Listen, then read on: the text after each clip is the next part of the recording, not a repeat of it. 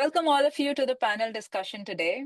The theme is Navigating Autism, Challenges and Solutions.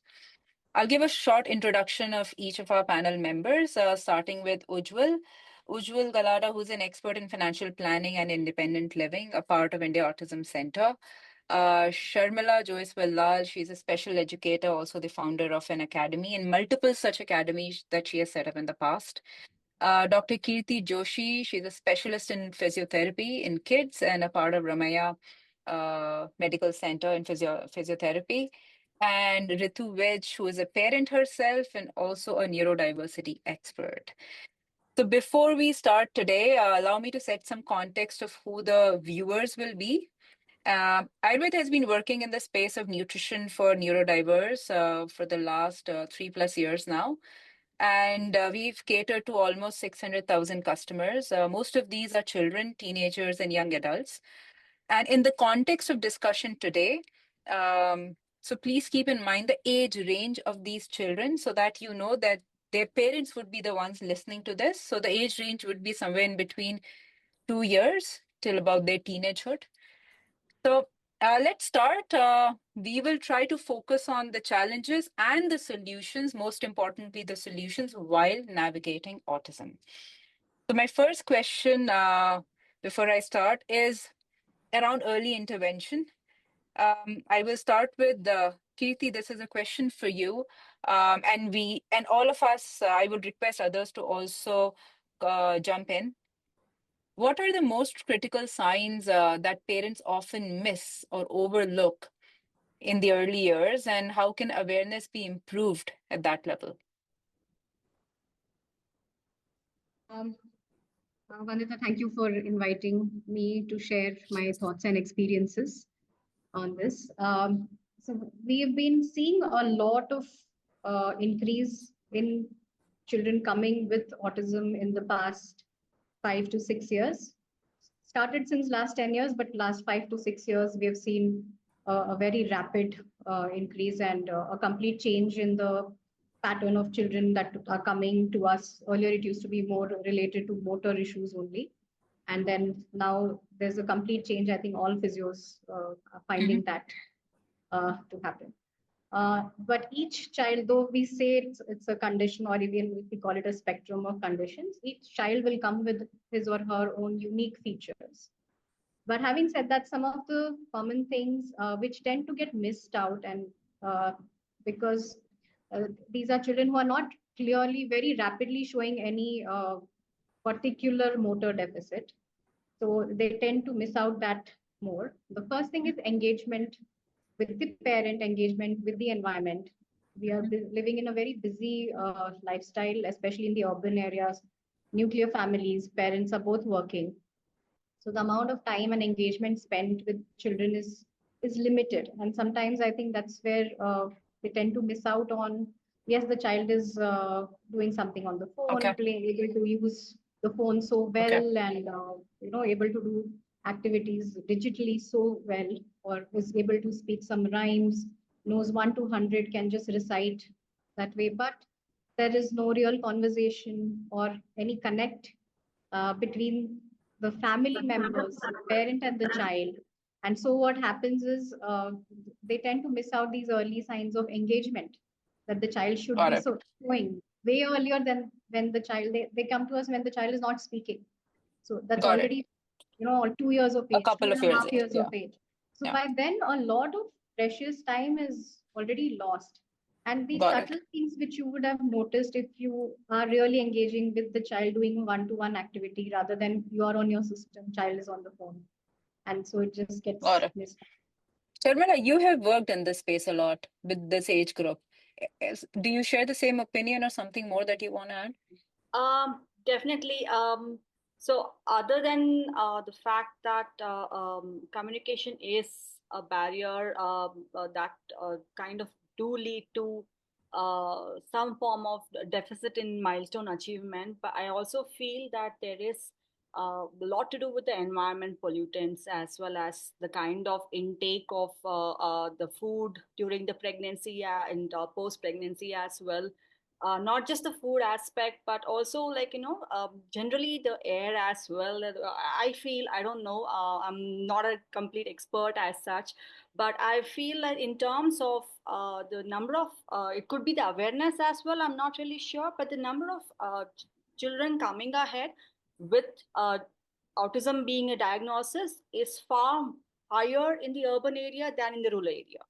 Okay. That clearly states about, the kind of condition that the child grows up in as well.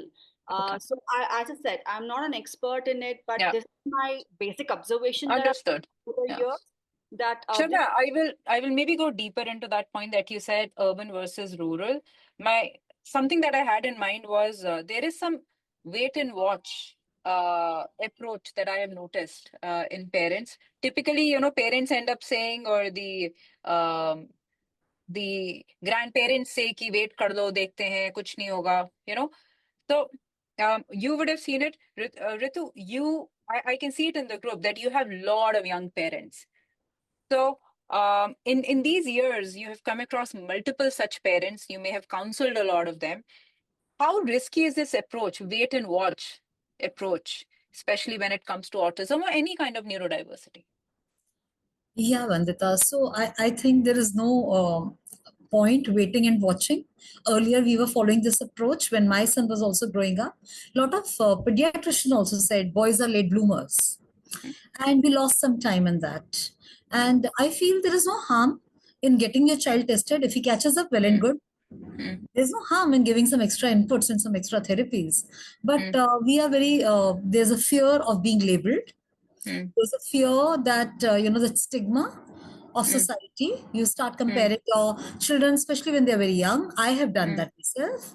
You start comparing these toddlers. Okay, this one is running, my son is walking, not even standing up straight or whatever. But there's moms, there is no harm in going in for early intervention, getting your child tested. At the most, you'll get some extra therapies. And that's it. They're not going to start any medicines on you. So why wait and watch? Why lose that precious time Yeah. of 0 to 3 years or whatever? We lost that time. Yeah. I don't want any other mother to lose it.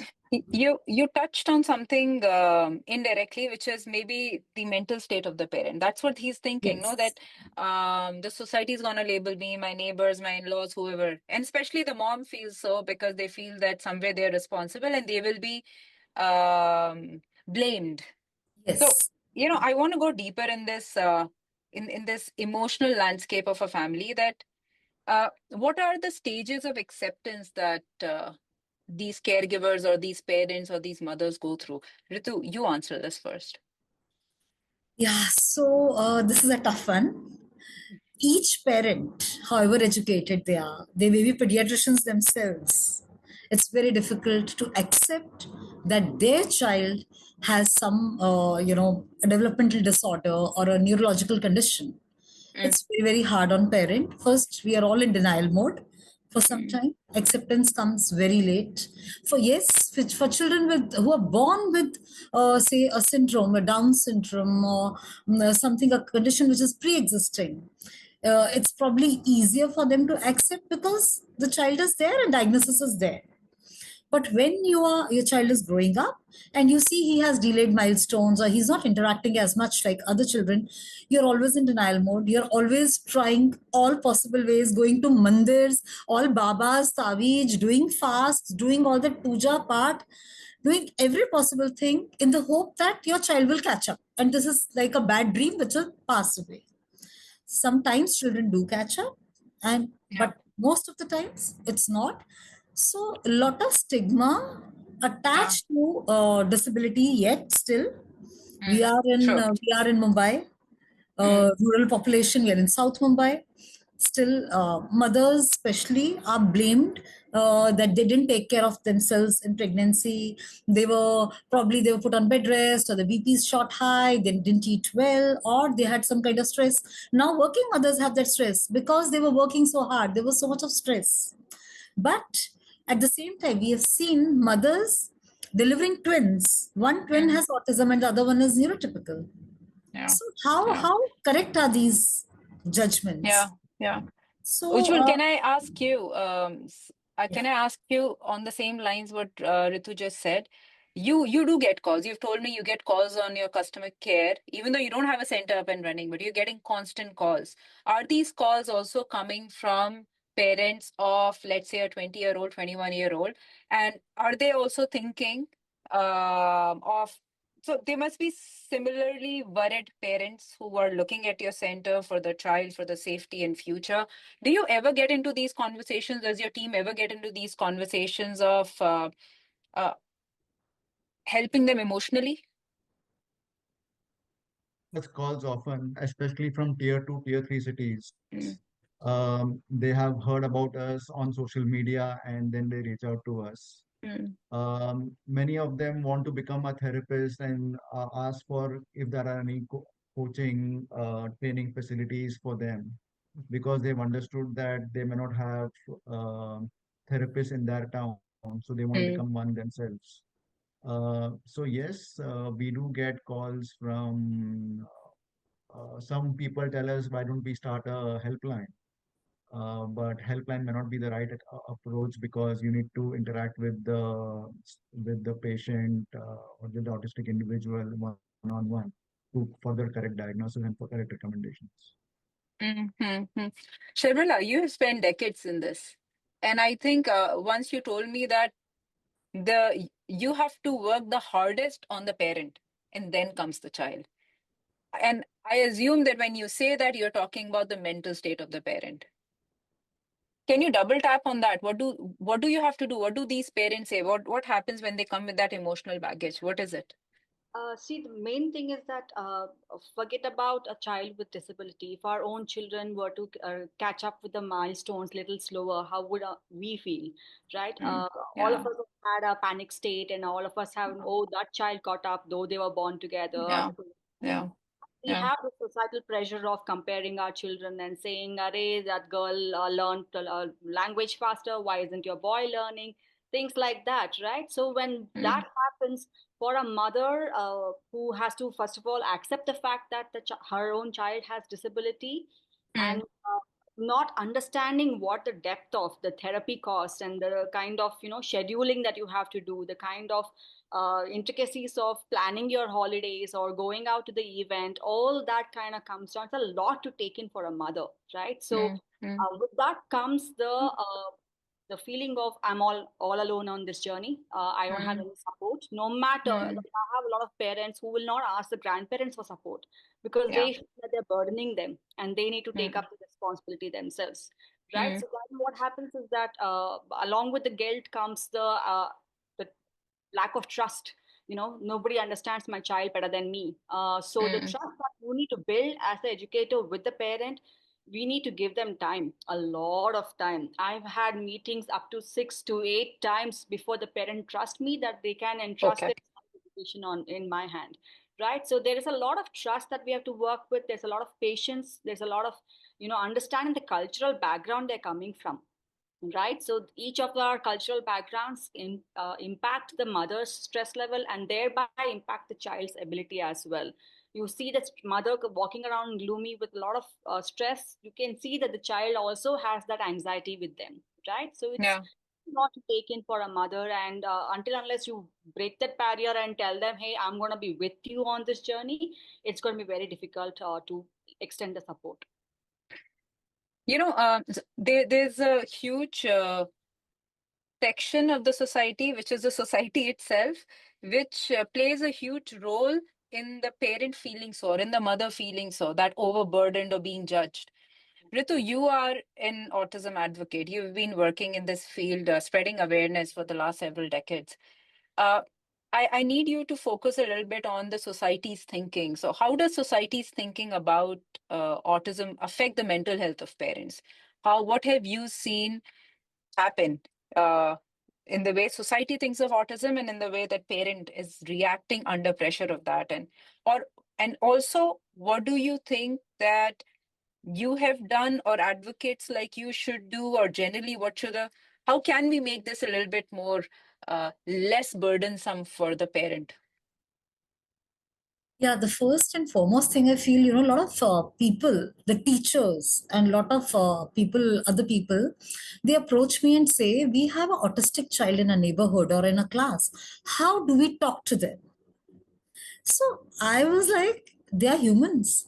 How you talk to any other person, just go and talk to them the same way. It's up to them how they are going to react or respond to you. But don't treat them so differently that you have to think, what conversation can I have? And they're not aliens or anything. They may be nonverbal. So that is one thing, when parents, as parents, we take our children out. I have also felt the same. I'm going in a lift and somebody walks in, and the look the person has after looking at my son and then looking at me, and, as if my son is some, a person who's not fit to be there, and taking pity on me, like how this mother is managing. So this is what society feels. So the society feels that these children are mad. Simply said, simply put. If our children will go and talk to them, probably they'll start hitting, or probably, they'll harm us, which is not the case. These children are just looking for love and acceptance. They're longing for somebody to just come and say hi to them. And so is the parent. The parent gets so anxious. I'll tell you myself, if going to a restaurant, I would walk in with my son, and I would just look at anybody and everybody who's sitting there, that I hope we are not disturbing other people in the restaurant. The feeling of guilt, we feel that we have committed some crime by bringing that child to a public place. Or if he's stimming, my son is not autistic, he's intellectually disabled. So there are not so many sensory issues. But I've seen these children, they're flapping hands, and people have a problem that why is he behaving differently? So my message to everybody who's listening here is, don't treat them differently. They have different ways of communicating, but they're harmless. Why they sometimes get aggressive? When they feel that they are not being accepted, and they really want to communicate, they want to say hi to somebody, and the people are just ignoring them or giving them stances and glances, which is not, they understand everything. And parents go through this at home, they go through this in the society, in the park, in the restaurants. I've heard restaurant stories so many times from our set of customers. Kirti, you get parents maybe at the age of, maybe when the child is hardly 2 years old, 1.5, very, very young. Do you get to hear these stories, and what do you tell the parents? I mean, do you also, I'm assuming you do, that you do play a role in managing their mental health to an extent. You need to first manage the parents. What do you do as a professional? Yes, absolutely. Vandita, managing parents' health and mental status and all these feelings of guilt, denial, anger, blaming each other, all those have to be, so that becomes the first level. And like Sharmila said, first, a lot of time has to be spent with the parents, and then you come to the child. So it just take a lot of these meetings and interactions to first get the parents on the same page, calm down, accept in the sense, not that, okay, now this is it and we can't do anything about it, but rather what can be done about it and what help is available, not only for the child, but also for the parent. There is a lot of, so we work as a team. We have a developmental pediatrician, we have a psychologist, we physios, everybody, all of us speech therapists, we all work together, and we look at what are the challenges. We take one step at a time. So you can't say that, okay, it will take so many months. Or that's the first question also that many parents have, ye kab theek ho jaye? Okay, so that is another big task, because if you just tell them that no, this is going to be so, but then the challenges are keep going to change over a period of time. Even a typically developing child, it's not, you can't really predict anything for that child. So similarly, this is a child with different needs, and you're not going to be able to predict how long this is going to take, how long. But we will take one step at a time and address issues as they come along. The other thing we always tell parents is, yes, some of them, they just come together. Sometimes I see only a mother coming.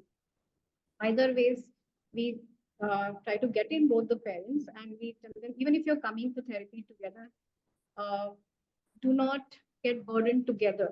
about this. Take turns for Acha. your own health, for managing your physical health, for managing your hobbies, your social life. Yeah. Sometimes when it's tough initially that you will not yet figure out how to take the child along with you out, then take turns.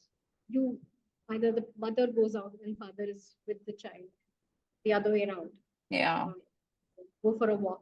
Sometimes when they Yeah. come together for therapy, also we tell them, okay, one of you stay here with the child and one of you just go, just take a break. Don't think about what is happening here. Just go, spend Mm, time somewhere else, mm, go to the mall, do anything else, and come back. Okay, you need that break. mm, You need that break mm. mentally, physically. So, Uh, so that's one way of addressing so, mental health. I've got some very horrid phone calls from parents, and especially from parents who have children touching their puberty, teenage years. And I think most of the times I've heard this also from parents and even from experts like you, that the toughest time to tackle is that time when they hit puberty, or as soon as they enter their teenage years. There's a lot of emotional up and down, a lot of sensory overload that takes place, and it just becomes very, very tough to manage a child at that stage.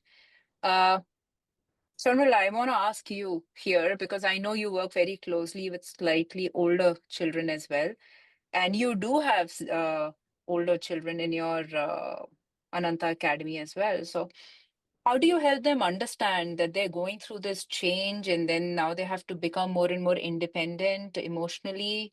How do you help them manage their sensory needs and other needs as well?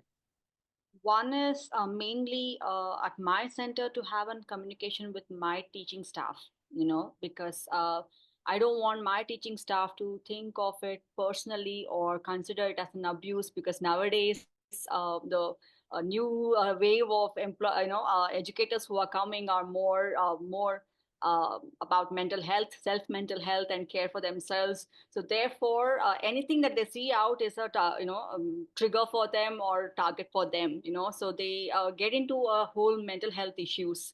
So therefore, I keep talking to them about if a child do have any kind of exhibitionism or any kind of things that happen in the class, it is not pertaining to you. It is a physiological aspect. So as an educator, it becomes very important that you see it as a black and white and nothing else, and see it as a child being very innocent and not knowing, and you're literally What he's trained. doing?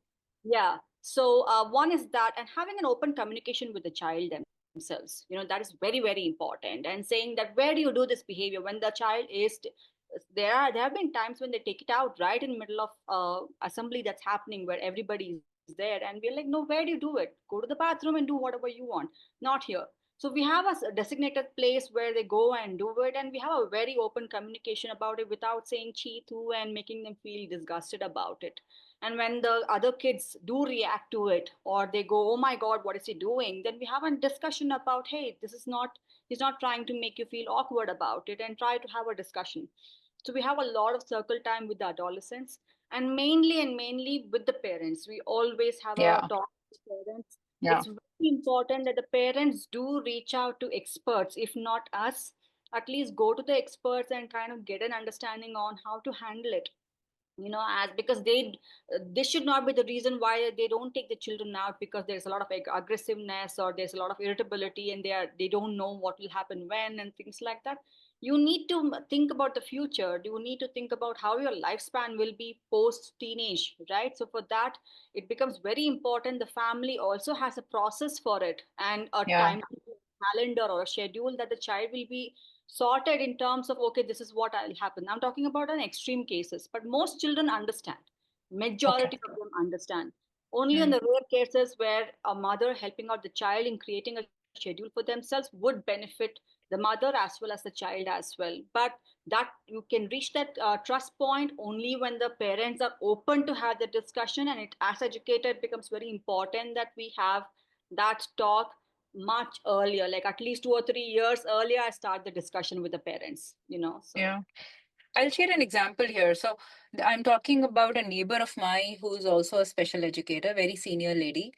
I was visiting her center once, and I was just having a meeting with her when she gets a call on the phone and this family was calling from Dubai, and they had a teenage daughter, and the daughter was in maybe hitting puberty that time. She really wasn't able to understand her body changes, and she took a bottle and she just put it in her vagina. She did not understand what she was doing. Parents did not know how to react, and they gave a frantic call to this lady, to the special educator, and said, "You know how to talk to her because you have trained her in the last these many years. Now you only talk to her and help us manage this condition."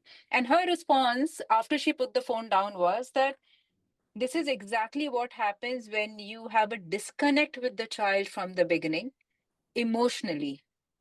That for any such thing, which will be a very common phenomena for a few years, you will frantically reach out to the therapist and say, even 12 o'clock in the night, and say, why is this person screaming and yelling? What is going on? You solve it. And the feedback I got from experts that time, or therapists that time, was that emotional regulation was a word that I heard so many times in this phase, that parents need to learn how to regulate the emotions of the child, how to understand what is going on, to be able to help the child to regulate those emotions. And I think this is very common. Ritu, I want to ask you, because you move around with such big groups of parents. You guys meet once a week, twice a week, and I'm sure they look up to you. Everybody would walk up to you with their concerns. And this would be one of those concerns. What do you say? How do you handle?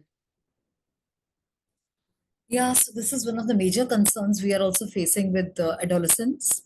Aggression is it's beyond comprehension also. I know a few moms who are fearing for their life. Yeah.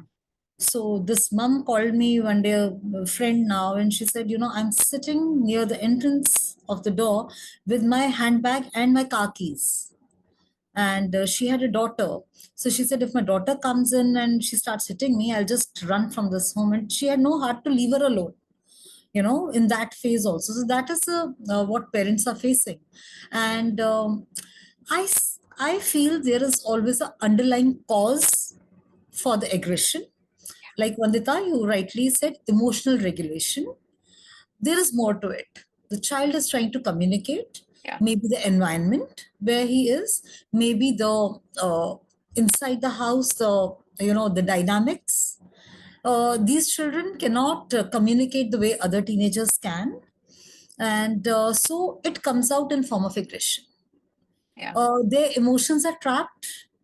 They really can't tell anything to their parents what is happening around them. Yeah. Even if they go to the center, learning center, wherever, maybe they like somebody, a girl of opposite sex, they're unable to convey the feelings and they get frustrated. I know of a child, a grown up, he liked these young teachers, and because the phase was such, how neurotypical children, we also had crushes on our teachers and film stars and all that. It was very natural. So this boy was very happy in company of this young teacher, but the teacher was moved to other section for some other reasons unknown. And this boy was so aggressive. Whenever he would go, he would not find the teacher.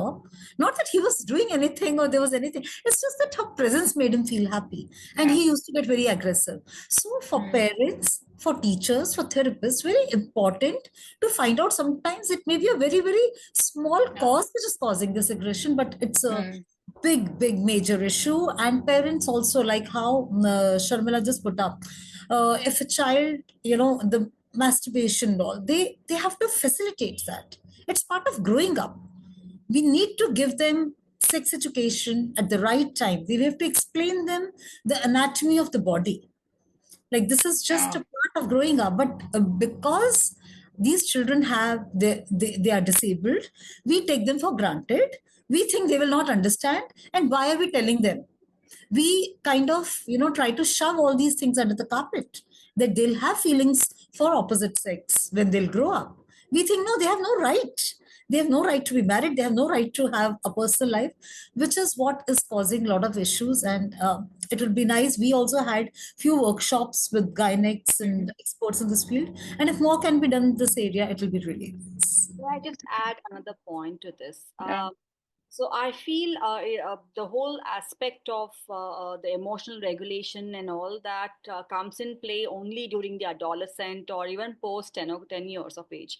Because the parents, as well as society, as well as educators, have this thing of, oh, poor disabled child, right? So we've never taught the child no. They never hear the word no. I think as far as I have seen, like I am super strict in my center. Like the teachers use me a reason to say, I'm going to call Sharmila ma'am if at all you don't listen to me, right? Because I am the only one who will say no to them. Nobody else have taught the children how to listen to a no.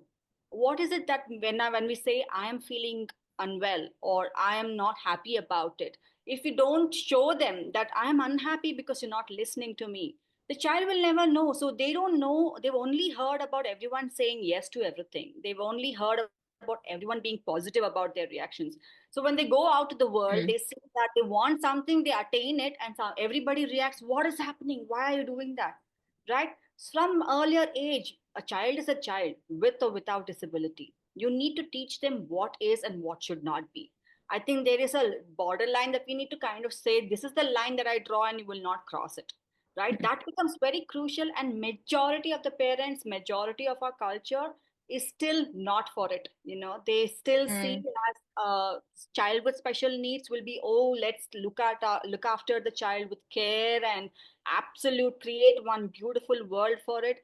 But what is the future you see if at all that's the care you give in the beginning? Yeah. Right? Yeah. If the child has to get into the big bad world, you have to start telling them what should be and what should not be. Yeah. Yeah. I I would want to Completely build agree on agree. that. with no, I agree with Uh-huh. Shamila Yeah. there. So, Vandita, as you know, there are more than 400 people in our group, and I interact with so many grown-ups, young children, and all. I've seen where the parents have disciplined their child from the earlier age, Ah. despite of disability. The Mm. aggression is very little Yeah. or Yeah. Yeah. negligible. Yeah. Yeah. The Yeah. behavior modification begins at when they're 1.5. We Yeah. can't, just because a child has a disability, they are pampered and they're Yeah. treated differently. They get Yeah. everything on the platter. What Sharmila said, very important point, Sharmila, which you touched upon, and I 100% I agree with that. Yeah. Yeah, Yeah. absolutely. Because we deal with children not only with autism, other disabilities also. And it's the Yeah. same case with any disability that Mm. parents over pamper, and Mm. then they are just taking anything from the child. The child just hits the parent. Mm. If the child, as simple as a chocolate is not given, the child just turns around and hits the parent. So the aggression is starting right from there. And if it's not curbed at that point of time, this Mm. child, when they come to teenage, now they're physically stronger, sometimes stronger than the parent. And Yeah. then it's too late. You can't start disciplining at teenage. Mm. That's or Mm. behavior is a two-way street.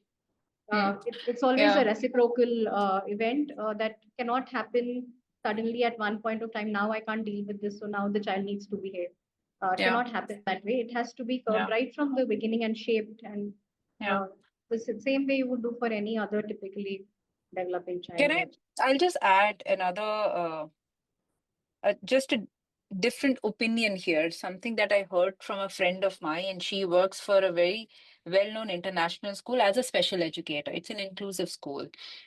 And I approached her because I said I want to understand, how do you guys take care of nutrition? And she said, what are you talking about? What nutrition are you talking about? We are dealing not even with the parents, we are dealing with managers here. So my call to her was, can you fix up a call? I want to speak to a few parents. He said, where are the parents?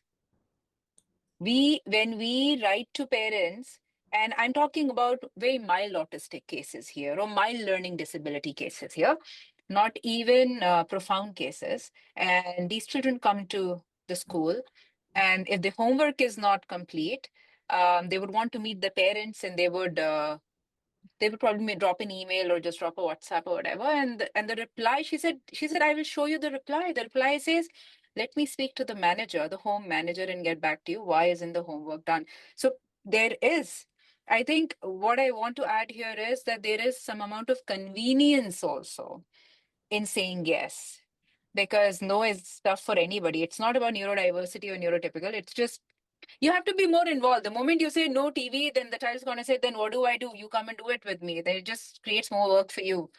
So I think as a matter of convenience for multiple reasons, um, it just, by the time this outpour becomes out of control is when parents just lose it. They feel that there's no more connection left. We don't even know our child that well to regulate. I mean, and it is true for any parent. I feel I know my kids very, very well. The moment I look at their expression on the face, I know what the hell is going on in your head. And then I'm able to manage things accordingly. And like Sharmila is saying, you have to really know those children and they have to know their boundaries. And for that, you need to be very involved. Sharmila, you left on this point that, they have reached their teenagehood. They need to learn a lot of things. So, Ujjwal, this question I would want to ask you because you deal with this space more closely, that how early should the concept of money, spending, responsibility be introduced, and what methods does your system or does your center plan to introduce for these neurodiverse children or adults? Right. So I think the concept of money should come in at a very early age. If the child is, say, early foundation has to be taught in, say, 4 to 6 years, right from identifying coins, what is the 10 rupee note, what is 100 rupee note, understanding of the concept of money, the cost of money, that distinguishing between wants and needs. Like you were saying a while back about disciplining, I think disciplining is important, distinguishing between wants and needs. These are the early foundation years.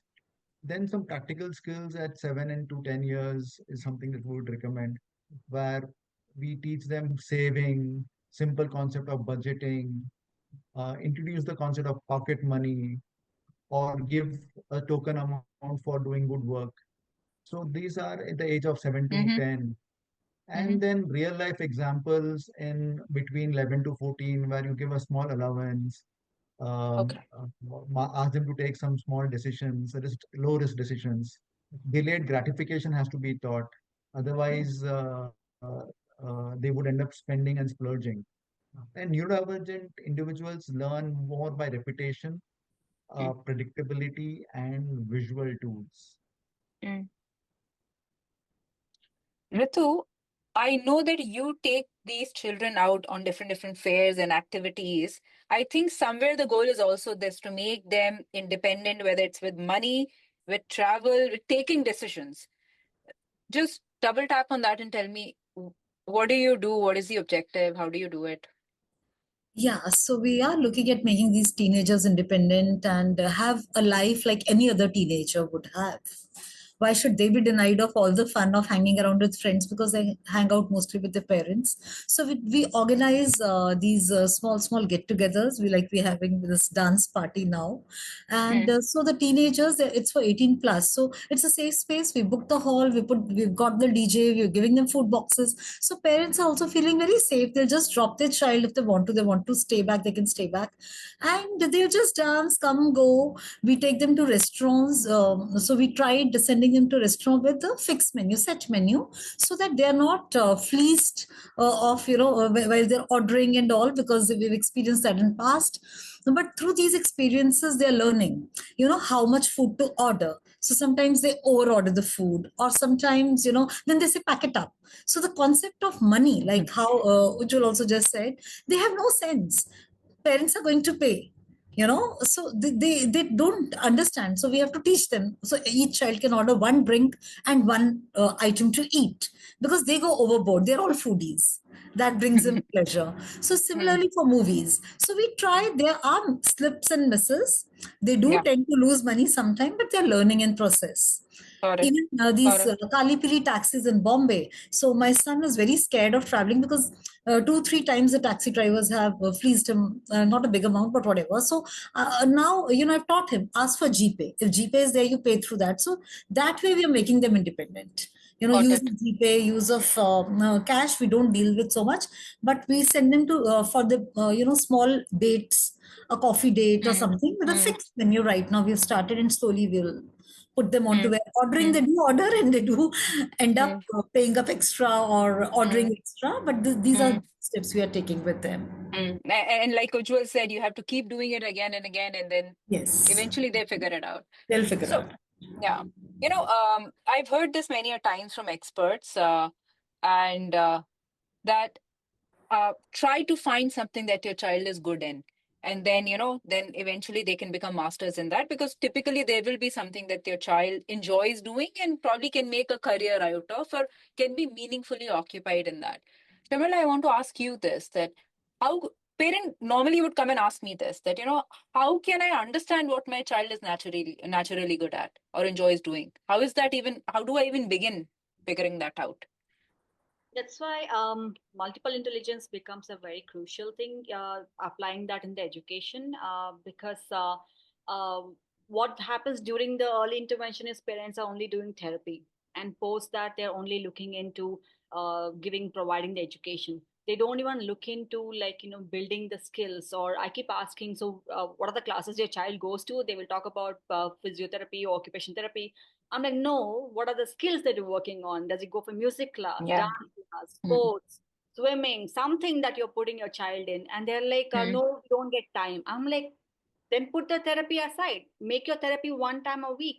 Build the skills. Because until unless a child learns to work on, because they literally are, tabula rasa, they are blank slate. Until unless the parents start writing onto it with different skills, they are not mm. going to achieve it by themselves, because they themselves don't know. So I always tell the parents, during the younger age, Okay.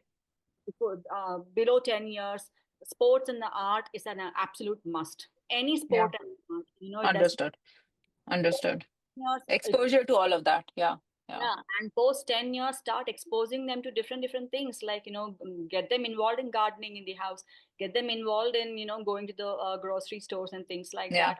Yeah. Any Mm, all the multiple intelligence, see how much they can stand and work on something, how much they mm, can put the physical effort. If they can't do the physical effort, don't look into the career that leads to physical efforts, right? If mm, the child is mm, not into mm, laptops and everything, then work on building the laptop skills instead of saying don't work on screen time, right? Understood. With Mm, some program where the child can use that as a career later on.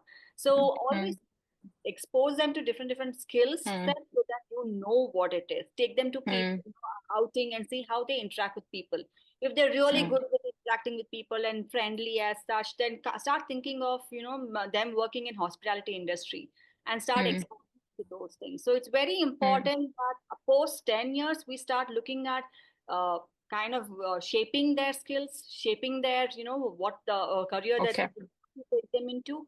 But Mm, exposing on all these areas becomes mm. absolutely important. Ujjwal, I want to bring you here because I know that as a part of your center, you have a big focus on vocational. Uh, Tell me something that, and add on to what Sharmila said, that what kind of skills, some simple skills that we can teach, that parents can begin to teach at home, maybe from whatever years early on, so that these children can have some bit of independent source of income or some meaningful engagement as they grow up. I think, like Sharmila said, expose the children to various activities. Then only you get to know what is the liking, what the strengths probably are. Once you identify what they're liking and what the strengths are, then, for example, they are good. The high functional ones can even aspire to go to the IITs and IIMs because there's 5% quota for people with disabilities. They can learn computer programming and work with MNCs like ENY, Deloitte, which hires such people who have again a neurodivergent mandate to Focus. hire Hmm, so many people hmm, focus. hmm, That is Mitti Cafe that recruits people with disabilities. So hmm, if your child's passion is food, then you know where to head. hmm. So there are many bakeries these days, Excellent. not just Mitti Hmm, Cafe is just an example. There are hmm, many home-based entrepreneurs who run bakery or an artist, Yes. that is something like a typical advantage, which hones Yes. the skills of such talent and give them a stage which is of national repute. So I Mm. think identifying the strengths and grooming that is critical. It's not an Mm. easy job done. It is Not at difficult, all. Yeah. Yeah. exploratory. Yeah. One has to explore various options Yeah. Yeah. before Yeah. Yeah. identifying the strength. Yeah, I will share one example, just Shamla. So there was a parent who was also in one of our documentaries that we made, Beyond Labels, and within the documentary, I think she narrated this, that she knew that her son loves water and loves colorful things. So she just got him paint. She said, "Why don't you paint?" And now he is a very celebrated artist. So while she is not an artist, he never showed any artistic signs, but she just put two and two together, which it just sounds simple, but I think it would have been a very complex decision for any parent to make. I mean, I still don't know what my children are good at. Yes, they're exposed to many things, but that's very, very tough. And Ritu, do you want to add something here? Shamila, you were about to say something. Will you finish your thing that you wanted to say? No, I basically want to say that there is a lot of pressure nowadays with the parents about getting into corporates as well. So just like how we had to face that IT craze with our family, I think now it's with the children with disability as well. They all want to get into the IT as well, so which is good, which is absolutely fantastic that there is an option to get into a bigger set. But it's not meant for all our children, especially the kind of children that I work with. They will not be in a setup where there's so many people. They will not be comfortable with so many people around, with doing the task without being instructed and things like that. So I think as a parent, and when you take on that thing or challenge of my child will be in a corporate MNC kind of setup, please also be aware that you need to then start exposing your child to that kind of an environment. Take them to malls, see how the reactions is. Sheltered employment is something that is people don't want to talk about it. People don't want to get into, like, oh, my child is not there, my child will be in an open other environment. But it's not meant for everyone. So I feel that as a parent, you should also be open to embracing any kind of vocational setup. It shouldn't just be an MNC or a sheltered employment. Starting your own setup, as Sir said, it should also be welcomed as well. So just want to mention it because there's a lot of pressure on wanting to get into MNCs as well. Yeah, validation. Yeah, we all Vandita, I live would with that, no? like to add to that, that Kirti, please. exposure is the key. So the earlier the parents can start exposing the child to the environment outside, hand holding them to get exposure, like whether it's going to the mall, whether it's going to the shop, whether it's exploring different hobbies, sports, all of these activities, just like you would do it for any other child. And unless you give them the opportunity to explore, you will not know, the child will not know what they would like to do or what are their strengths. So unless Yeah. and until that kind of a support is provided, you can't, it's not a one fine day, suddenly you decide, okay, now my child should do this Mm. activity, or I would like the child to do this. Child also doesn't know what they want to do. So unless Mm. this is started, and the ultimate goals of therapy, I would like to echo what Shamila said, that initially, though because it starts with so many therapies, for the parent it just becomes one routine, that okay, my child has to go to therapy A, B, C, D, and all these therapies have to happen, this is part of the life. And if the child doesn't go for this, the child is going to deteriorate, or its child will not do better. But the ultimate goal for all these therapies is to make the child be able to to participate and have activities uh, in their own way, but part of the society, part of the community, at home, at school, at work, when they're ready for it. So all these have to slowly change over into more life skills, rather than just restricting to a very sheltered therapy environment. So this Yeah. transition has to happen simultaneously. It's not like end of therapy and now you start doing this. It has to start simultaneously Yes. once the child has been able to attain a few functions which are now important to now develop life skills. So it needs to Understood. have a transition very early, uh, just even before 10 years of age, between 5 to 10 years of age, you start all these exposures, Exposures. activities Mm. for the child. And I've had colleagues, family members, relatives who have seen children with autism, growing and doing really well, becoming quite independent now. Very I have nice. a colleague whose son is now past his 10th standard. He travels alone in the flight to his grandparents' place. He is able to go and go to school and come back on his own with public transport, using a public transport. But this has happened slowly over a period of time Yeah. that the family has equipped him and empowered him to learn how to do these things over a period of time. Hmm. Ritu, do you want to add something here? Yeah, absolutely. I agree with them.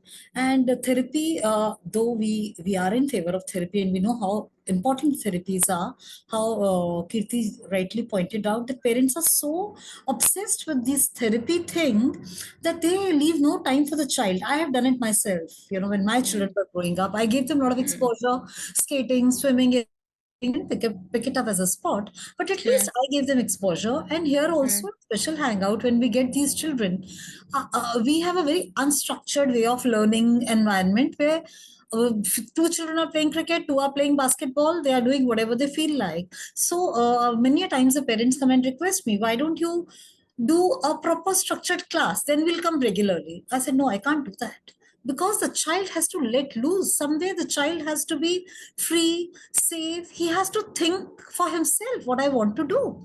I can't keep telling him now it's time, the coloring time is over. Now go and sit there. We'll tell you a story. After that, you'll eat a snack. That school is already doing. That therapy centers are already doing. So that is where special hangout comes in. And I'm very happy to see these children bloom and flourish. When they enter, they're smiling, all big smiles. They know there is no pressure. Parents also now are very relaxed. They form new connections. And through this play, through this very unstructured environment, Unstructured play. we have also realized that children, what they like to do. So one child liked to paint, and he painted sheets and sheets of paper. And we were, total this thick bundle of paper, beautiful colors, deep colors. Now, what to do with this paper? Because he keeps painting. So the mother and I, we got together and we came up with the idea. So mother put some tinge of gold and antique, some silver and all, and we got them framed as key holders, as trays and all. And he did so good, now he has a Insta handle where he's selling these products. So we Amazing. have to think and we have to give them exposure and try out various things. I'll just add a story here. So I was speaking to this couple, parents, I think about 8, 9 months ago. One thing that father taught me, I will never forget that line. I came back home.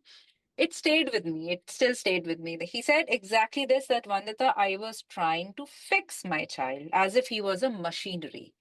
Where in that process, I took him from one therapy to the other, to the third, to the fourth. We used to start at 9 in the morning, end at 7:30 in the night. I kept doing it, doing it, doing it. And one fine day, he was standing under a tree, waiting for me to get the car to start again on this journey. Very, very devastated. That look on the boy's face was that he was so tired. Something hit this father. He walked up to the child and said, he just said, he said, I held his hands. I looked at him in the eye and I said, I am sorry. I'm done fixing you. There is nothing in you to be fixed. You're not a machinery. And they went back home. They never went for any structured therapy or as many.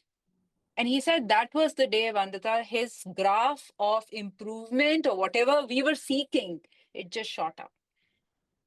The day we stopped fixing him, he said he never got any time to be what he wanted to be. He was just running like a 9 to 5 job. So yeah, before I end this is my last question, and Ujjwal, I'm going to direct this to you because you are the financial expert, and this is a question that we get from our parents, and I'm sure all of the experts here also get it, that this journey is very expensive. Doing so many therapies, special education, special school. Beyond that, also securing for something for their later life. How and when, and this is something you mentioned to me, that if they aim to accumulate something like 1 crore for the child, for his life to be led well, and we all know that there isn't much of insurance cover, what is it that the parent can do? How should they plan this journey today, knowing that they want to achieve a very big sum maybe 1 or 2 decades later? Yeah. Families having autistic children need to save for 2 generations. In a normal course, you will save for 20 years of no active income, assuming that you live for 80 and retire at 60.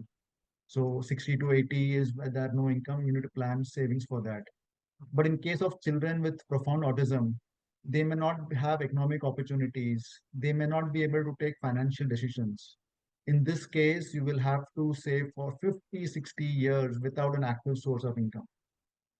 Autistic children with higher healthcare needs because of due comorbidities. Unfortunately, they don't have health insurance beyond 5 lakhs. So one has to save more. So the question answer is plan today. Given these realities, 1 crore Vandita is not adequate. Before one retires, one has to own an assisted living place, save 300 times the monthly expense. So if monthly expense is 1 lakh per month, then one has to save 3 crores, which when invested in a growth assets which give 12% returns, will take care of your current lifestyle till perpetuity. So fixed deposit that give 7% return will not beat inflation. One has to invest in growth assets like mutual funds, gold, which generate returns about 12%. So yes, start now. That is the magic of compounding.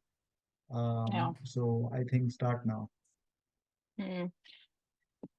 You at least have put this in quantitative perspective for parents. Right now, they would just say, what do we do to save for future? What you have thrown at them are some numbers, some realities. What do you have today? What you may need, 300 times the money, all that. Ritu, you would are you asked such questions? Do parents discuss this when they meet in the group? Because I know some of the children would be in the age group of 16, 17, where the parents have started to now worry. What next? What after us? Who's going to be there to look after? So Yeah, what goes on?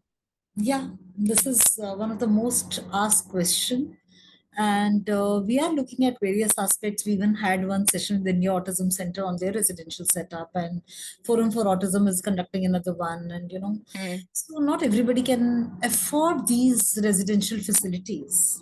mm, That is also a big burden on parents. So they are figuring out ways and means, where to send to.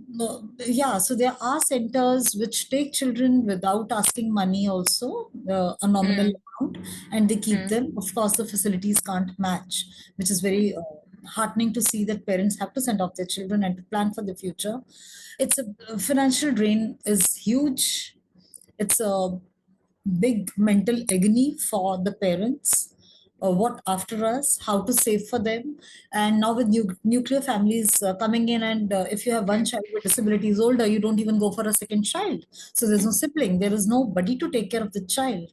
So yeah, it's a field which is being talked about, and a lot of parents have reached out to me. You're all giving me fancy options. We don't have crores of money. Where do our children go? mm, So mm, this mm, is the talk, and we are working towards it. We are having discussions, and it will take a long time.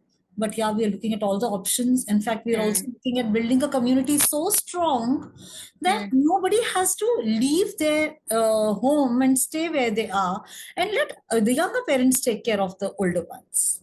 Because it's a Yeah, big community. It's a big yeah, community. So mm, if we form connections, if we support each yeah, other, we form our own community, there is no need yeah, for these residential setups at all. We can, our yeah, children taken care of. yeah. That's a beautiful thought. I mean, I can not an exact similar thing, but my dadi, my grandma, she took voluntary retirement from IT. She used to be a professor in IT Kanpur, and maybe one fine day after serving for, I think, 40, 45 odd years, she said, I'm done. I want to now go and retire and teach in an ashram. So she went to Puttaparthi, which is very close to Bangalore, and she stayed there for almost 40 odd years teaching in the university there.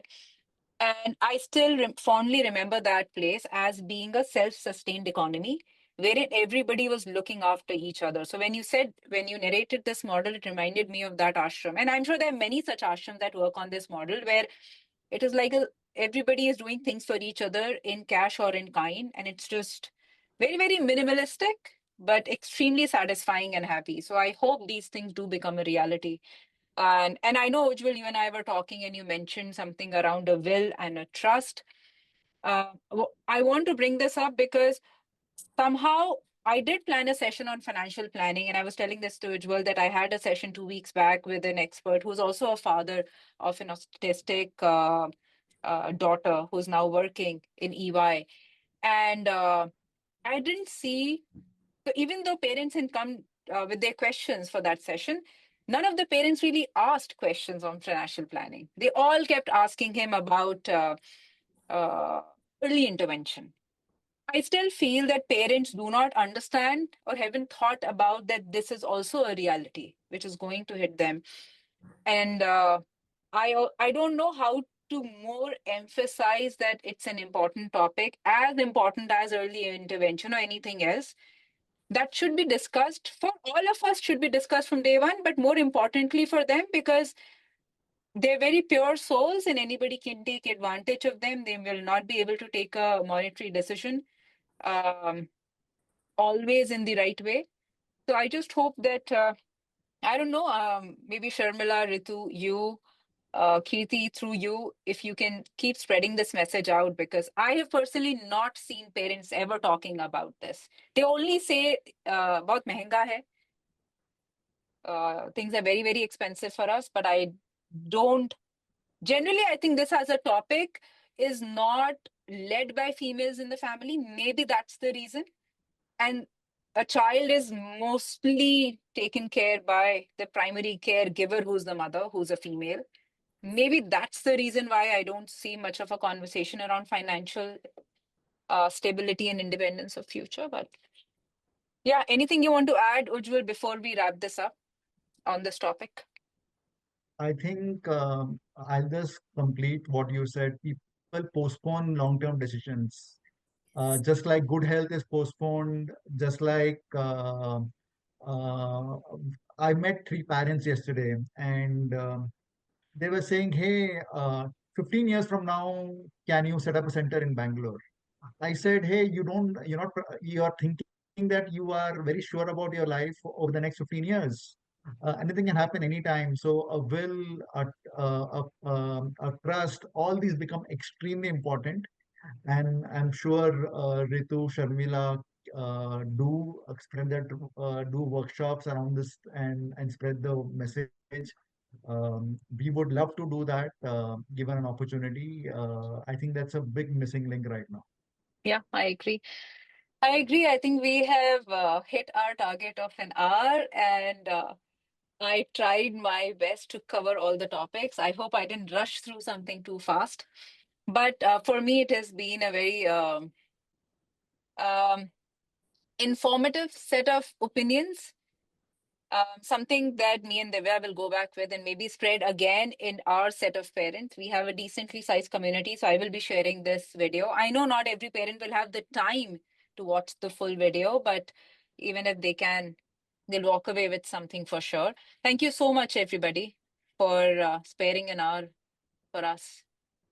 Thanks for the opportunity, Thank you. Vandita. It was a great show. Well done. Very well researched. Thank you so Thank much. you. Thank you so much. Thank you, Vandita, for Thank you. It having was a Thank you. pleasure Thank meeting you. everyone. Likewise. Yeah. All of you are such amazing people. Yeah.